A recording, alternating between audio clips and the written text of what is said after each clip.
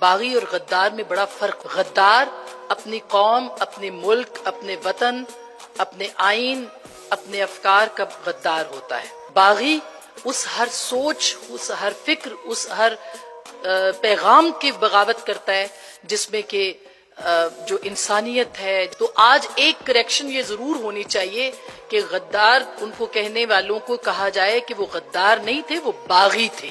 वो बागी थे, आमरियतों के बागी। तो मेरा ख्याल है कि पहला तो तारुफ मेरे लिए उनका बागी का था।